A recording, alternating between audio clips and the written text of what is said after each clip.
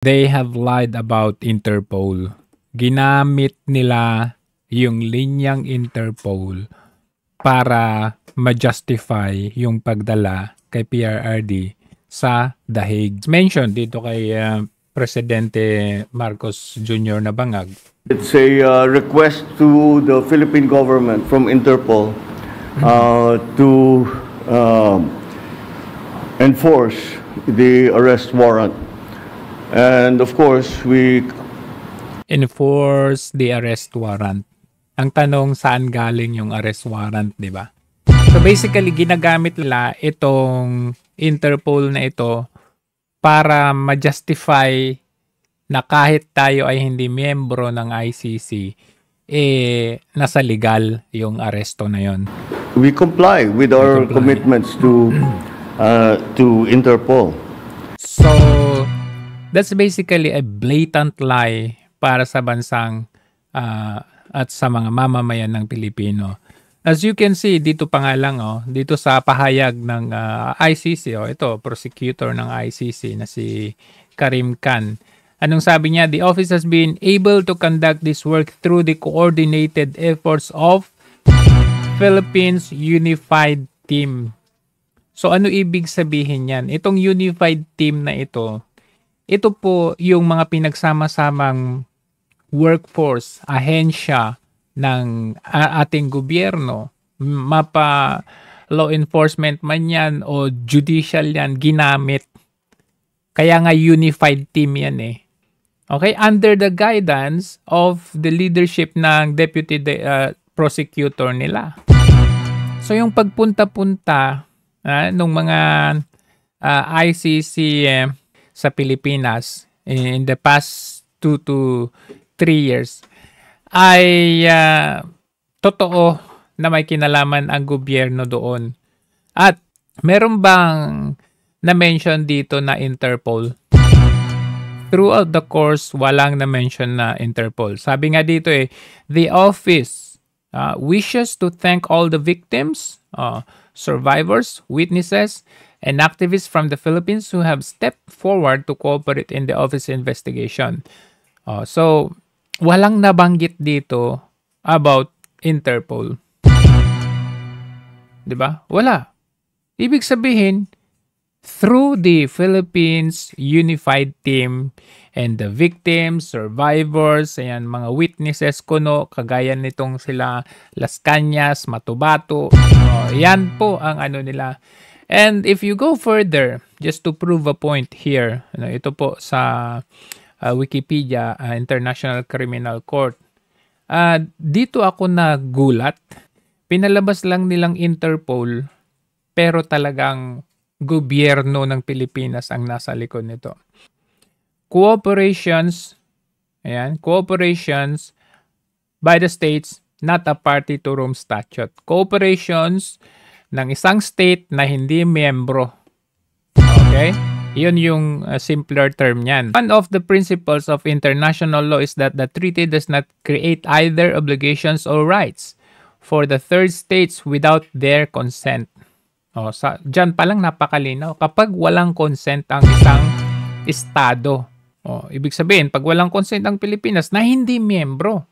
Kumbaga, kahit ikaw ay hindi miyembro pala, but if a state is willing to cooperate under the Vienna Conventions on the Law of the Treaties, kumbaga may mga treaties na kasi tayo nung sinauna nag-overlap o pwedeng i-overlap yung isang another treaty or another convention kung makipag-cooperate pa rin because of yung mga sinaunang mga treaties natin, kagaya yung Treaty of Paris hanggang ngayon laging pinagbabasihan pa rin yan above all, di ba?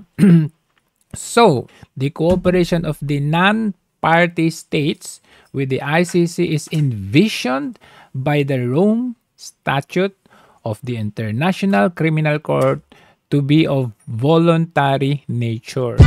So kahit na hindi ka miyembro, pero kapag ikaw ay voluntarily submits or makipag-cooperate, pwede pala. Kaya naman pala na lahat ng nangyari na ito, yung pag-aresto kay PRRD, bakit nangyari? Kasi dito, kahit hindi ka miyembro, kung nakipag-cooperate ang bansa na hindi na miyembro, pwede. Kasi pagbabatayan nila yung 1969 Vienna Convention of the Treaties. O, isa pa, ano pang pinagbabatayan nila? Geneva Conventions. Lahat ng mga yan, pati yung International Humanitarian Law. So, ang dami nilang pinagbabatayan.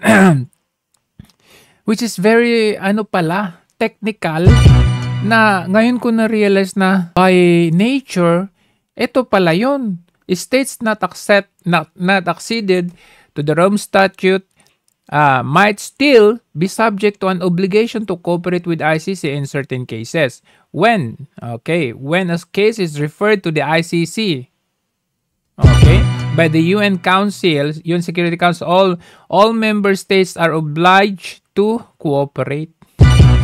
Ibig sabihin, kapag nire-refer para natin, kaya pala yung sila Trillanes, yung mga makakaliwa, sila yung nakipag-cooperate kasi any individual pala pwedeng makipag-participate sa ICC investigation. Kaya pala, kahit sabihin na natin na itong yung mga kapulisan or DOJ natin hindi nakipag-cooperate initially sa ICC at merong yung ala Trillanes na nakipag-cooperate, i-accept pala ng ICC yun. And that is considered as voluntary.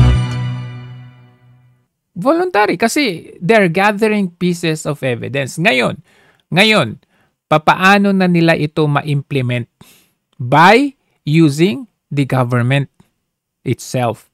Sino yung government? Ito yung Marcos government. From this nature, from this nature talaga, anong sabi? Kailangan may consent talaga. Yun yung nature talaga nito. In relation to cooperation in investigation and evidence gathering, it is implied from the Rome Statute that the consent of a non-party state is a prerequisite of ICC prosecutor to conduct an investigation within its territory. So kaya pala, yung palang pagpunta-punta ng mga delegates ng ICC sa Pilipinas, prerequisite pala yung consent ng isang non-party na bansa para mag-conduct ng investigation ang prosecutor sa Pilipinas. Kaya pala yung sinasabi na, they can come here, pwede silang magbisita. Pero ganito, ganyan. Pero hindi pala totoo yan. Magtaka ka kung bakit merong warrant of arrest ngayon. Ibig sabihin, kung dito tayo babase, nakipag-cooperate pala ang gobyerno natin during those times. Ayaw lang nilang aminin. Ayaw nilang aminin. At alam nila na ito, pagbabasehan natin, cooperations by states not a party. So kahit pala hindi tayo miyembro, pwede pala on a condition na yung gobyerno mismo, yung state na hindi miyembro ay makipag-participate, makipag-cooperate. So ibig sabihin, dinaan tayo sa backdoor. Tinraidor tayo. Gumalaw ng patalikod si Marcos Jr. Ngayon, nung sila ay nabisto, nung lumabas na, nagkaroon na ng probable cause, kumbaga, para maglabas ng warrant of arrest, sasabihin nila ngayon, Interpol. Para hindi halata. Kasi sa Interpol, miyembro pa rin tayo. Pero sa ICC, hindi tayo miyembro. Uulitin ko, pwede pala na mag-advance ang isang kaso na hindi miyembro if only kipag-cooperate ang bansa. Which, it happens. So, ibig sabihin, nakipag-cooperate ang Pilipinas. As you can see, Philippines Unified Team. Wow! Naloko tayo. Ito pa, mayroon pang dito. May example pa dito. Kagaya ng Yugoslavia na bansa. Ayan, taking into account the experience of International Criminal Tribunal for the former Yugoslavia. Oh, 'di ba? Pinalitan yung Yugoslavia. Ano na ngayon? Anong bansa na yung ngayon? Basta ito pinalitan. Mahabang kwento yung Yugoslavia na yan, pero ito nadaan ito sa ICC na hindi naman sila miyembro, pero because of the cooperation ng state na isakatuparan. Grabe, no? Nakakagulat. As for the action that ICC can take toward non-party states that do not cooperate. Okay, the Rome Statute stipulates that the court may inform the assembly of the state. So, ang pinaka main point natin dito, kaya naman pala nangyari yung kay PRRD na sigaw tayo ng sigaw. Bakit niya ginawa yun? Hindi naman tayo miyembro. Totoo yun. Kasi doon tayo lumalaban, hindi tayo miyembro. Yun pala, kahit hindi pala tayo miyembro, basta nakipag-cooperate ang gobyerno, ibig sabihin, pwede.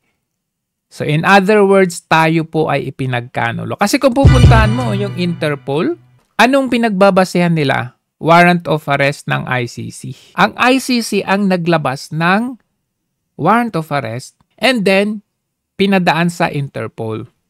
Kasi miyembro tayo ng Interpol.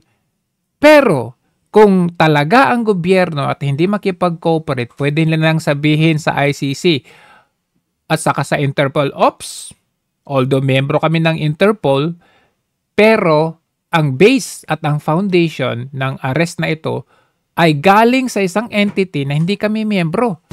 Therefore, we will not cooperate. Pero nangyari, which means ipinagkanulo tayo, ibinenta at tinrider tayo nitong si Marcos Jr. Kasi kung Interpol lang ang pagbabasihan, ganito kasi yan eh. Paano ba mag-work ang Interpol, di ba? Halimbawa, merong wanted sa Indonesia for example. So, ang Indonesia, mag-a-apply siya sa Interpol. Ito, wanted ito sa amin. So, kung ito madaan sa bansa ninyo, since merong mga headquarter ng Interpol sa bawat member ng bansa, paki-aresto ninyo. So, ibig sabihin, ang Indonesia ang nag-request doon sa member ng Interpol. So, may pagbabasehan ka na arestuhin mo kasi member ka nun. Ang base natin doon is yung Indonesia. Ito is, ang base dito is yung ICC. Isang another entity, not a country but an entity, an organization, another membership organization na hindi naman tayo membro. So, ibig sabihin, at the end of the day, as an Interpol member, mag-a-apply ka pa rin, eto sa Pilipinas, wanted itong si Trillanes. Paki-report niyo to. Pag red notice niyo, wanted to dito. Pag nandyan siya sa Malaysia, pakihuli. Kasi membro ang Pilipinas, membro din yung Malaysia, huhulihin ng Malaysia. Ganun po yun. Ito, ang layo eh. Another entity. And you could imagine, ang Interpol 195 members. Ang ICC 123 members. Ibig sabihin, they are two different organization. They are two different entities. So, saan manggagaling yung warrant of arrest ng Interpol? Hindi ba doon sa mga member countries, member states? Ganon yun eh.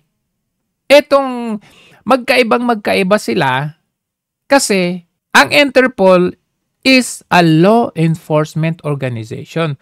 Focus doon sa crime prevention. Ang ICC is korte po sila. So, paano mo gagawing reason ng Interpol? Kaya namin inaresto si Duterte ay dahil sa Interpol. Interpol is what? A law enforcement. Hindi po sila ang nag-judge, nagde-decide kung may kaso to, kung convicted ito o hindi, hindi po. So, pupunta pa rin tayo sa pinaka-base. Ano at saan nanggaling yung warrant of arrest? Ang warrant of arrest ay nanggaling sa ICC na hindi na tayo membro. But since nakipag-cooperate ang bansa natin, kaya nahuli si Tatay Digong. Sa mga katuwid, dinadahilan lang nila yan kasi ayaw nilang magalit ang taong bayan sa kanila na ICC pala, nakipag-cooperate sila sa ICC. Yun lang yun. Ito, kailan ba yan? Mamaya, March 14. Okay, mamaya may first na initial appearance si Tatay Digong at 1400 local time ng Hague. So that's about mamaya 9 p.m. 9 p.m. to mamaya. Try nating panoorin dahil I think i-televise naman nila ito. Sana i-televise nila ito. So makita ninyo dito, ano ba? He was surrendered to the custody of the ICC on March 12. Sino ang nag-surrender sa kanya? Sasabihin nila Interpol? Hindi po. Ulitin ko, ang ICC, ang arrest warrant ay nanggaling sa ICC na hindi na tayo miyembro. Pero lagi nilang idinadaan at sinasabi na dahil sa Interpol. Which is true dahil miyembro tayo. Pero wala pong katotohanan yun. There's no direct connection whatsoever or direct participants ang tawag nito, ang Interpol doon sa warrant of arrest ng ICC. Kapag ayaw ng ating bansa, the ICC cannot carry out arrest on its own and relies on Interpol and national governments for cooperation. So, ibig sabihin, kapag hindi makipag-cooperate ang national government natin, hindi po mangyayari yan. Hindi po may sasakatuparan yan. And hopefully, kasi as I can see, like for example, dito sa kaso ni Al-Hassan Abdul Aziz na ito, napakatagal. Kung tignan ninyo, ang pinaka-first na issued ng warrant of arrest niya is March 2018, Nagkaroon na lang siya ng verdict, convicted nitong 2024. So kung 2018 hanggang 2024, that's about 6 years. 6 years. Tapos ang kanyang sentence, 10 years ang niya dito. Ang kanyang conviction. Tapos ibabawas na lang 'yon kung halimbawa pumasok siya sa kulungan ng detention ng 2018, ibabawas 'yon sa 18 to 24. So kung 10 years 'yon, 10 years pala. 10 years. So kung 10 years 'yon, ibabawas yung 6 years doon. So may 4 na taon pa siyang mamamalagi sa ICC. So let's see with Tatay Digong, talagang wala na tayong magawa kasi as you can see dito sa process ng ICC, preliminary investigation, arrest warrant, first appearance, nandito na tayo Matagal-tagal pa ito ang dadaanin ni Tatay Digong and with his age. Kasi if you see dito sa mga proseso dito, it takes 1 year every process Di ka confirmation of charges niya baka next year, trial niya baka next year, verdict next year, sentence next year, parang ganon. Hindi sa inaano ko kayo, pero upon reviewing these defendants, it really takes very long journey na And what's very sad is anong age na ni Tatay Digong. But I know one thing is for sure dito ay tinraidor tayo nitong si Marcos Jr. Hindi ito mangyayari kung hindi tayo ipinagkanulo or nakipag-cooperate itong si Marcos Jr. Kaya wag kayong maniwala sa sinasabi nila na hindi yan mangyayari. Yung impeachment ni VP Sara, isusunod nila yan. si Senator Bato, isusunod nila yan. Yan, sila Oscar Albayalde, lahat yan isusunod nila yan. Even Baste, isusunod nila yan. Ganito ang nangyari nung kanyang tatay, but this one is much worse than the tatay. Kasi ito ibang klase. Wala kang, hindi halata masyado na there is tyranny. Hindi siya halata kasi dinadaan niya sa yung pamudmuran niya ang mga to para gawin ang mga may sakatuparan yung kanyang gawain. Samantalang yung kanyang tatay, talagang martial law na yung obvious talaga. Merong, alam mo yun, yung pamimilit talaga. Dahil natuto itong anak, nakita niya kung ano yung epekto nung kanyang tatay. So, medyo nagkaroon ng pagbabago. Tweak niya yung ginawa ng kanyang tatay para hindi mangyari yung sa kanya yung nangyari sa kanyang tatay. Pero, wag siyang magpakampante kasi marami nang galit na ang taong bayan dito.